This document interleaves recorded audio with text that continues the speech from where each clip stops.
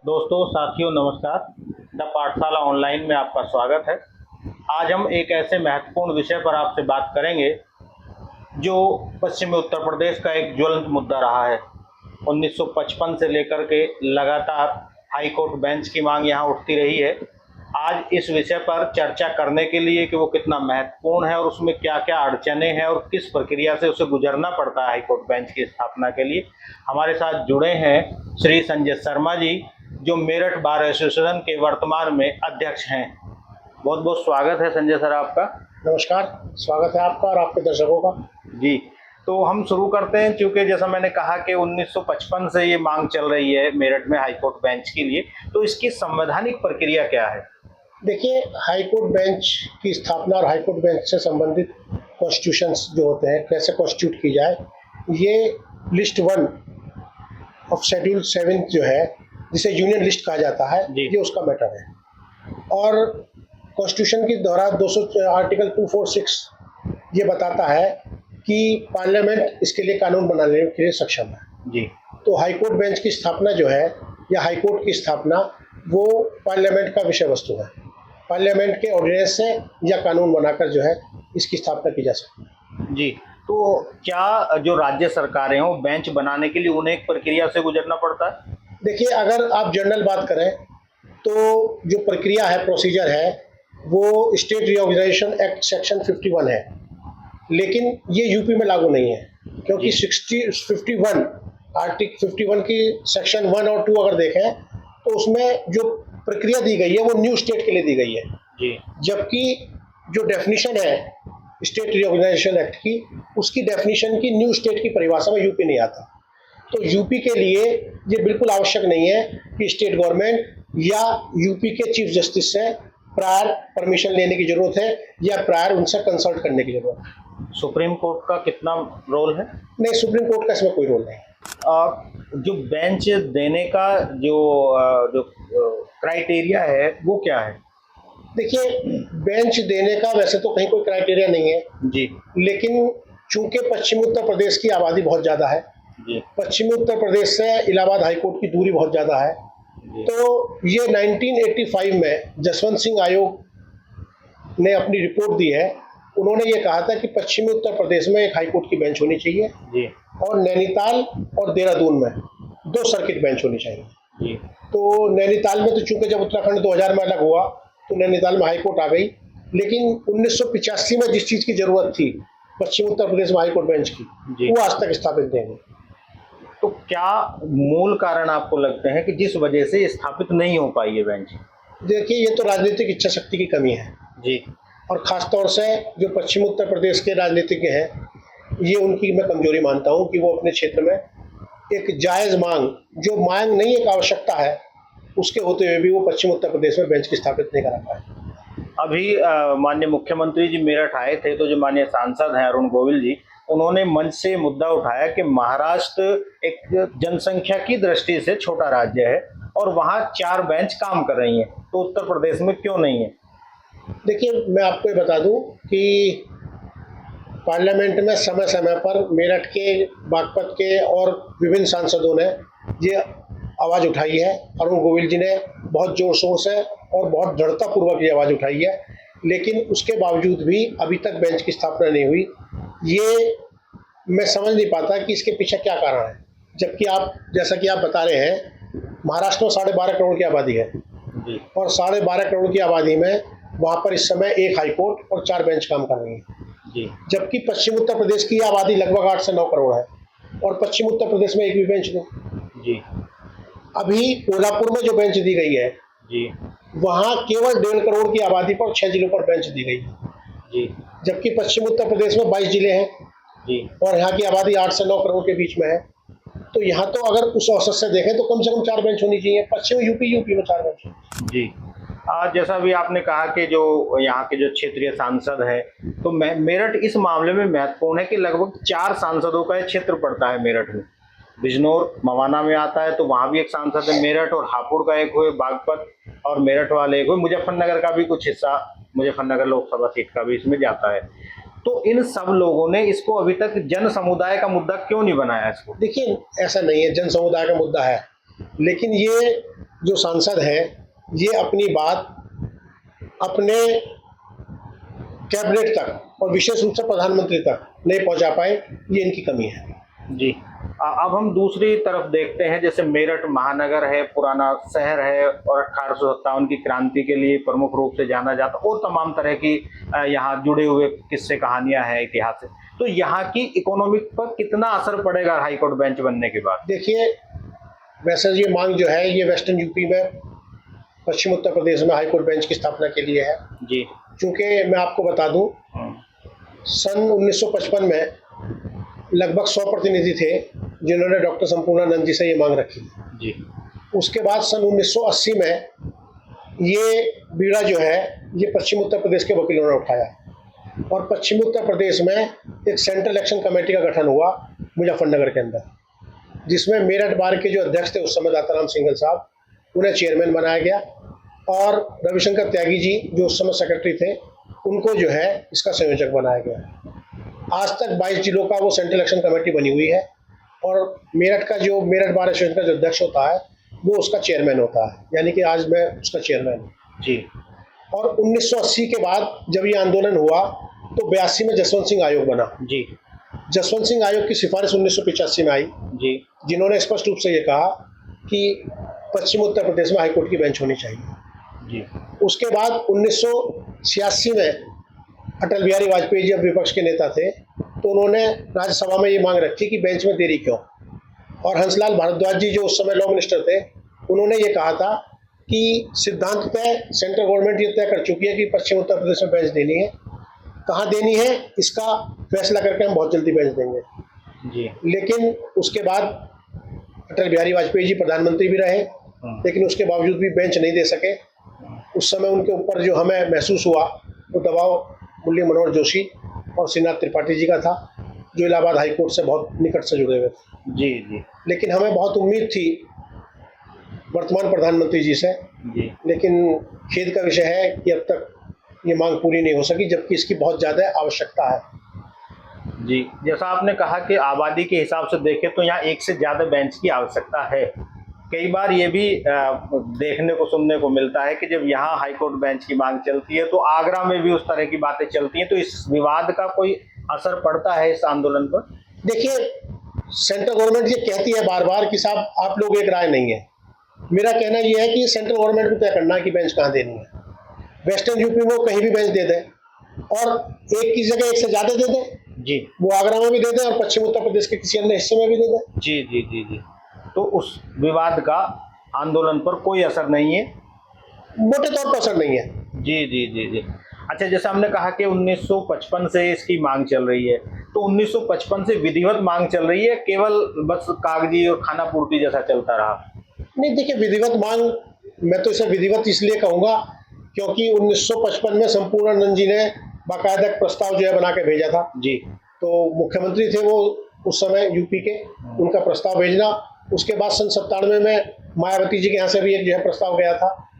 तो और प्रस्ताव की आवश्यकता नहीं है, जैसे मैंने आपसे पहले बताया कि ये टोटल पार्लियामेंट के अंतर्गत आता है। जी। सेंट्रल गवर्नमेंट को कानून बनाना है, पार्लियामेंट में पास कराना है उसे, या ऑर्डिनेंस देना है, गठन उनका होना है। स्टेट गवर्नमेंट की यूपी के मामले में कोई भूमिका नहीं है, क्योंकि पुराना राज्य है इसलिए। क्योंकि न्यू स्टेट की डेफिनेशन में नहीं है। जी। जी। जी। इसके अलावा एक ये भी होता है, जैसा आपने कहा कि इलाहाबाद की यहाँ से दूरी बहुत अधिक है, लगभग 700 किलोमीटर के आसपास है। देखिए, इलाहाबाद लगभग 700 किलोमीटर है अगर हम रोड वाइज डिस्टेंस लें, और अगर ट्रेन से डिस्टेंस लें तो लगभग 650 किलोमीटर है। जी। और हमसे ऊपर के जो जिले हमारे सहारनपुर की बात करें तो मुजफ्फरनगर और ज्यादा दूर पड़ता है, और अब तो चूंकि उत्तराखंड अलग राज्य बन गया तो उनके लिए तो दूरी और ज्यादा थी वो। तो ऐसा कोई मोटा मोटा अनुमान के यहाँ से लगभग कितने केस हाईकोर्ट में हैं पश्चिमी उत्तर प्रदेश के? देखिए, पश्चिमी उत्तर प्रदेश के लगभग 45 से 46% केसेस होते हैं हाईकोर्ट। पूरे उत्तर प्रदेश के? पूरे उत्तर प्रदेश के। जी। पूरे उत्तर प्रदेश के मैं आपको बता दूं एक मोटा मोटा आंकड़ा, लगभग 3 लाख केस जो है जी पर ईयर फाइल होते हैं, जो करंट डाटा है, और उन 3 लाख में से 45% केस जो है वो वेस्टर्न यूपी के हैं। जी।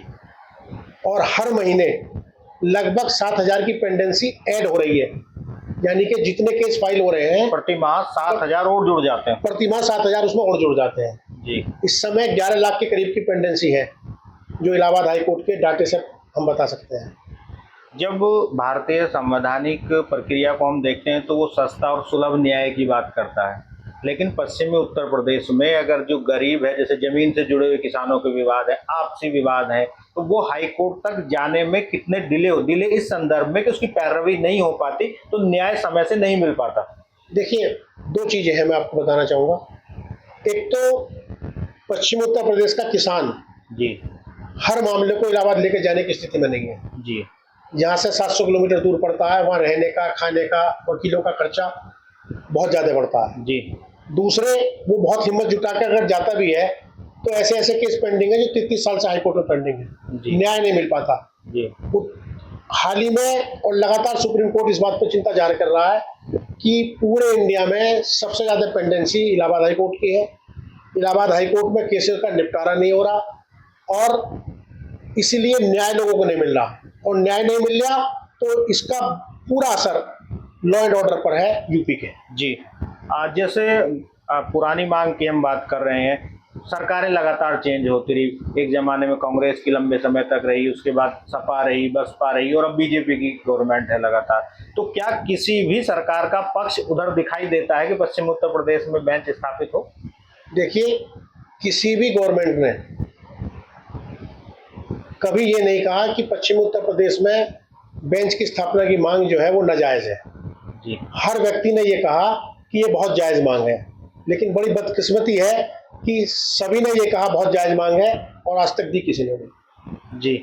और अब तो हम और आप सब एक नारा सुनते हैं कि डबल इंजन की सरकार है, तो हमारे यहाँ तो डबल इंजन है, उत्तर प्रदेश में भी भाजपा है और सेंटर में भी भाजपा है। नहीं, मेरठ में तो ट्रिपल इंजन है। जी।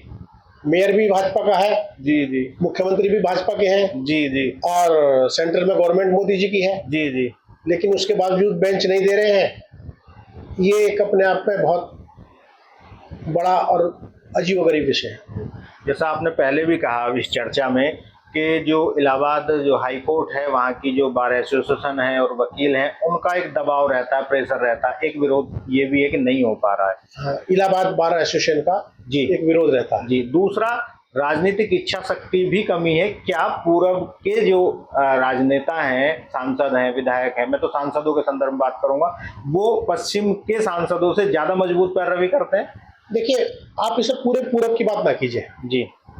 पूरब का कभी विरोध नहीं रहा वेस्टर्न यूपी में बेंच देने के लिए। जी। विरोध जो रहा वो केवल इलाहाबाद का रहा। जी। और इलाहाबाद के जो मैंने कुछ नाम पहले बताया, इलाहाबाद के जो सांसद रहे हैं या जिनका इलाहाबाद हाई कोर्ट से में वर्चस्व रहा है, जी जी। वो हमारे पश्चिम उत्तर प्रदेश के नेताओं पे हमें लगता है कि भारी पड़े, जब भी पश्चिम उत्तर प्रदेश के नेता जो हैं 11 साल से मोदी जी को समझाने में असफल रहे। आपको भविष्य में लगता है कोई ऐसी योजना लगती है कि जल्दी कोई बेंच स्थापित हो सकती है? देखिए, बेंच तो गवर्नमेंट को देनी पड़ेगी। जी। जिस तरीके से इलाहाबाद हाई कोर्ट की स्थिति है, इलाहाबाद हाई कोर्ट अपने बोझ के नीचे जो है चरमरा गया। जी।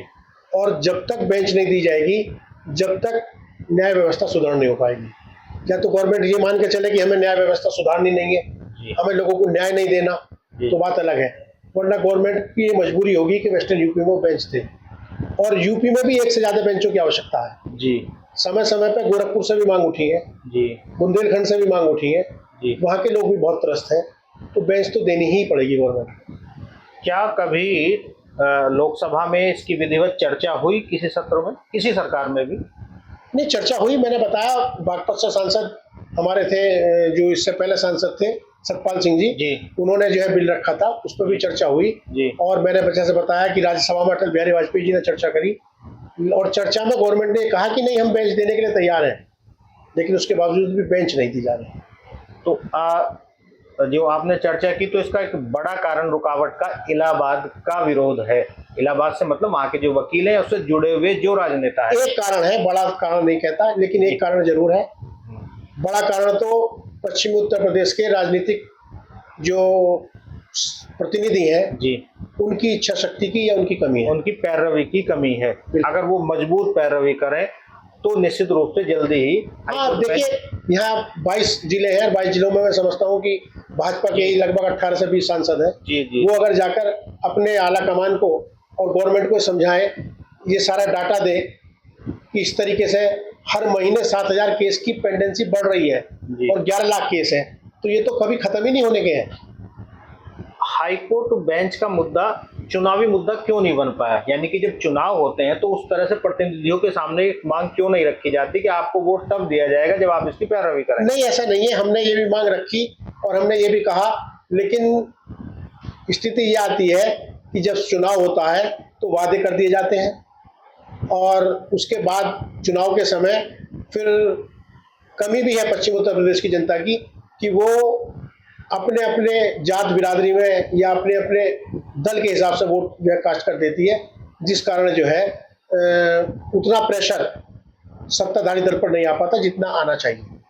क्या एक तरह से अगर ये कहा जाए कि जो आम जन है पश्चिम उत्तर प्रदेश का, वो इस मांग को केवल वकीलों की मांग समझता है और जो वकील या अन्य लोग जो कार्यकर्ता हैं उसे जनता को नहीं जोड़ पा रहे हैं, इसको इसका अभाव दिखाई देता है? नहीं, ऐसा नहीं है। अभी हमने 20 तारीख को एक बड़ा जो है जन जागरण प्रोग्राम किया था बेगमपुर चौराहे पर जी और आप ये जानिए कि जनता का हर वर्ग का नुमाइंदा उसमें आकर जुड़ा। जी जनता चाहती है, जनता मांग करती है, लेकिन पश्चिम उत्तर प्रदेश की जनता सड़कों पे आने में जरा सा संकोच करती है। वहाँ का जो खासतौर से हम पूर्व की बात करें, वहाँ हाई कोर्ट इलाहाबाद तो है ही है, तो लखनऊ को भी एक बेंच मिली हुई है और यहाँ के लोगों के साथ भेदभाव है, ऐसा मानता है इस नहीं, पश्चिम उत्तर प्रदेश की जनता के साथ निश्चित रूप से अन्याय है। मैं भेदभाव की बात नहीं कर रहा हूँ, मैं अन्याय की बात कर रहा हूँ। जी। अभी भी 30-30, 35-35 साल पुरानी सिविल के लिटिगेशन वहाँ पेंडिंग है जो खत्म नहीं हो पाते, जबकि एक पीढ़ी या 2 पीढ़ी खत्म हो गई है लोगों की। जी जी मैंने खुद ऐसे केस किए हैं कि जो हाई कोर्ट से 40 साल बाद लौट के आए। जी। तो जैसे आपने लगातार अब आप आंदोलन कर रहे हैं, एक तरह से लोगों को जोड़ रहे हैं, तो इसका सकारात्मक पक्ष आपको लग रहा है कि इस चुनाव में? इसका सकारात्मक पक्ष मुझे इसलिए लगा क्योंकि गवर्नमेंट पर कहीं ना कहीं प्रेशर है। माननीय मुख्यमंत्री जी ने भी ये कहा कि हम इस पर निश्चित तौर पर सोच रहे हैं और हम कानून मंत्री से बात करेंगे। कानून मंत्री जी से हमारी खुद की मुलाकात हुई, उन्होंने कहा कि वरीयता पे है पश्चिम उत्तर प्रदेश में बेंच, लेकिन मेरा मानना यह है कि जब तक पश्चिम उत्तर प्रदेश के राजनेता हमारी एक जॉइंट मुलाकात प्रधानमंत्री से नहीं कराते या प्रधानमंत्री जी तक ये संदेश सशक्त रूप से नहीं पहुंचाते, तब तक ये मांग अधूरी रहेगी। तो जो आपने कहा कि बेंच का जो मुद्दा है वो केवल और केवल अब सरकार के हिस्से का काम है, उसमें हाई कोर्ट और सुप्रीम कोर्ट का कोई विशेष फंक्शन नहीं है, कुछ नहीं है, कोई रोल नहीं है। कानून मंत्रालय का? नहीं, कानून मंत्रालय प्रस्ताव देगा जी और उसी पर जो है कैबिनेट डिसीजन लेकर जो है ऑर्डिनेंस लाएंगे। यूपी सरकार भी अगर चाहे तो प्रस्ताव भेज सकती है, अगर ना भी चाहे तो भी सेंट्रल गवर्नमेंट बना सकती है। सेंट्रल गवर्नमेंट को यूपी के प्रस्ताव की कोई आवश्यकता नहीं है यूपी के लिए।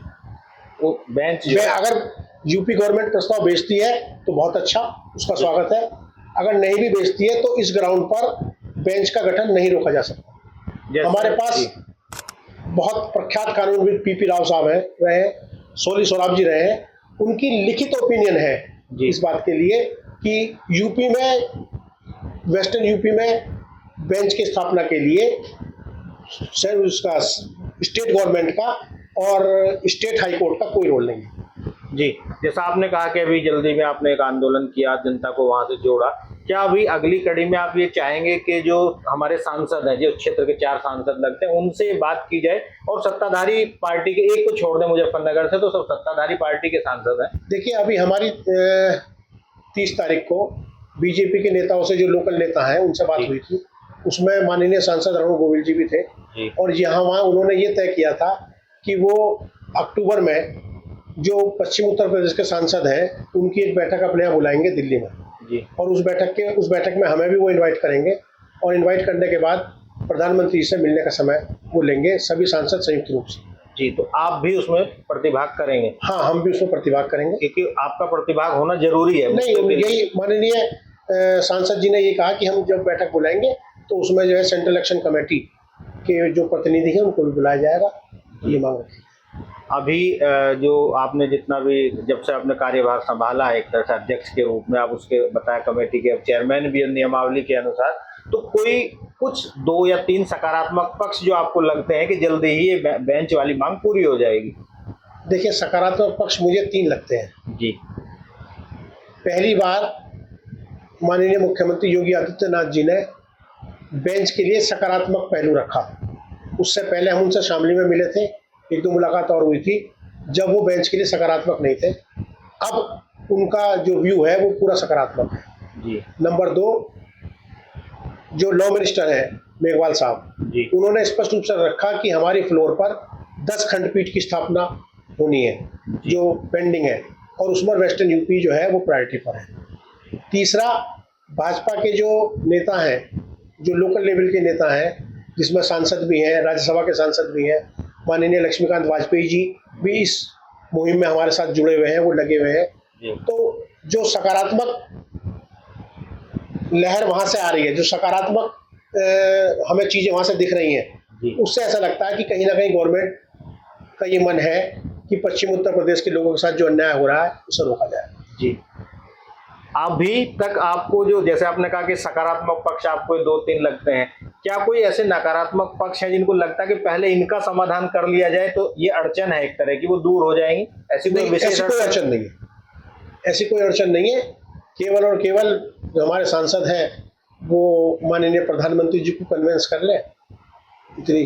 केवल अब जनप्रतिनिधियों के माध्यम से हाईकोर्ट बेंच की स्थापना संभव है, बहुत मुश्किल काम नहीं है। नहीं, बिल्कुल भी मुश्किल काम नहीं है। और कोल्हापुर में बेंच देने के बाद तो ये बिल्कुल मुश्किल नहीं रहा, क्योंकि गवर्नमेंट के पास इस बात का कोई जवाब नहीं है कि जब आप 1.5 करोड़ की आबादी और 6 जिलों पर बेंच दे सकते हैं, तो पश्चिम उत्तर प्रदेश के 22 जिलों और 9 करोड़ की आबादी पर आप बेंच क्यों नहीं देंगे? जी।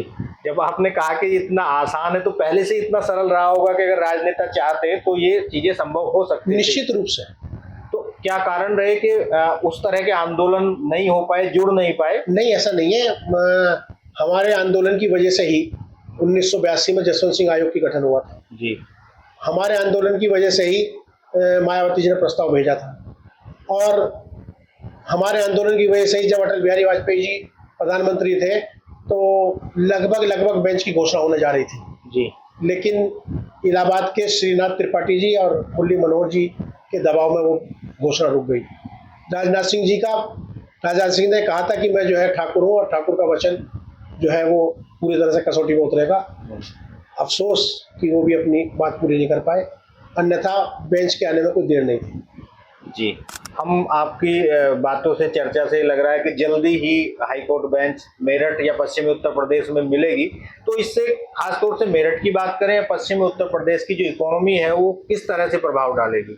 देखिए, हाईकोर्ट की बेंच जिस भी शहर में आएगी या जिस भी जिले में आएगी, वो उस जिले को की इकोनॉमी के साथ साथ आसपास के क्षेत्र की इकोनॉमी को भी बढ़ावा देगी। रिक्शा चालक से लेकर जी और प्रॉपर्टी इन्वेस्टर तक, रियल एस्टेट तक, कोई ऐसा एक भी ऐसा पक्ष नहीं होगा जो हाई कोर्ट की बेंच से लाभान्वित ना हो। स्कूल कॉलेजेस नए खुलेंगे, यहाँ रोजगार के साधन नए पैदा होंगे, यहाँ होटल इंडस्ट्रीज को बढ़ावा मिलेगा। जब हाई कोर्ट होगी तो यहाँ बहुत सारे लोगों का, लाखों लोगों का जो है आना होगा पर डे। वो यहाँ होटल भी यूज करेंगे, वो यहाँ से जो है जिस भी जगह खुलेगी वहाँ से शॉपिंग भी करेंगे जी। तो इकोनॉमी तो पूरी बूम होगी और इंफ्रास्ट्रक्चर बढ़ेगा जी। फर्ज कीजिए आप मेरठ में अगर मान लीजिए हाईकोर्ट बेंच की स्थापना होती है तो मेरठ का जो इंफ्रास्ट्रक्चर है वो और ज़्यादा बढ़ेगा और शहरों से कनेक्टिविटी बढ़ेगी। हर शहर की रोड पहले से बढ़िया होंगी। यहाँ पर नए लॉ कॉलेजेस भी खुलेंगे क्योंकि जहाँ हाईकोर्ट होती है वहाँ लॉ कॉलेजेस, लॉ फर्म्स आएंगी। तो ऐसा कोई सेक्टर नहीं है जो लाभान्वित ना हो। अब ये तो दुर्भाग्य की बात तो है ही है, जैसे हमने अभी चर्चा की कि यहाँ से लगभग 700 किलोमीटर हमारी बेंच पड़ती है और हम जब जिस जगह पश्चिम उत्तर प्रदेश में है यहाँ से हमें उत्तराखंड की हाई कोर्ट बेंच नज़दीक है, इवन मध्य प्रदेश की भी नज़दीक है, दिल्ली हमसे नज़दीक है, देहरादून हमसे, चंडीगढ़ हमसे नज़दीक है, यहाँ से लाहौर भी नज़दीक है। तो ये पश्चिमी उत्तर प्रदेश के लोगों के साथ, गरीब जनता के साथ जो शोषण हो रहा है इससे जल्दी मुक्ति मिलेगी, ऐसा हम आशा के साथ उम्मीद कर सकते हैं। नहीं, मुझे बहुत उम्मीद है और मैं बड़ा सकारात्मक हूँ और मुझे लगता है कि जो जनप्रतिनिधि हमारे साथ लगे हुए हैं वो जल्द ही इस मामले को जो है आला कमान तक पहुंचाएंगे और प्रधानमंत्री तक पहुंचाएंगे, ताकि पश्चिम उत्तर प्रदेश की जनता को न्याय मिल सके और उत्तर प्रदेश की न्याय व्यवस्था सुदृढ़ हो सके। जी, अंत में वही प्रश्न में दोबारा आ जाता हूँ उस पर। जैसे आपने कहा कि जब हाईकोर्ट बेंच लगभग बनने के लिए तैयार थी और घोषणा होने वाली थी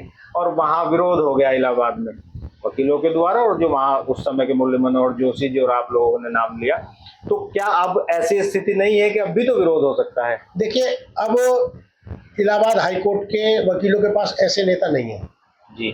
दूसरा, अटल बिहारी वाजपेयी जी बहुत अंदर तक जुड़े हुए थे मुरली मनोहर जोशी से और श्रीनाथ त्रिपाठी जी से। माननीय मोदी जी जो सबका विकास चाहते हैं, मुझे नहीं लगता कि वो किसी एक लॉबी के दबाव में आ सकते हैं। मैं मानता हूं कि प्रधानमंत्री किसी दबाव में नहीं आते, केवल उन्हें समझाने की देर है कि पश्चिम उत्तर प्रदेश में हाईकोर्ट बेंच जरूरी है। जी, बहुत बहुत धन्यवाद सर आपका। धन्यवाद आपका जो समय दिया। और मैं चाहूँगा कि आपके इस प्लेटफॉर्म के माध्यम से पश्चिम उत्तर प्रदेश की जनता और राजनेता जो है हमारी इस मांग से जुड़े और इसे अच्छी तरीके से अंतिम छोर तक पहुँचाएं। जी, तो दोस्तों साथियों, ये चर्चा आपको पसंद आई हो तो लाइक करें, सब्सक्राइब करें। आगे फिर किसी नई जानकारी के साथ, नई वीडियो के साथ आपसे मुलाकात होती है। तब तक के लिए जय हिंद, जय भारत।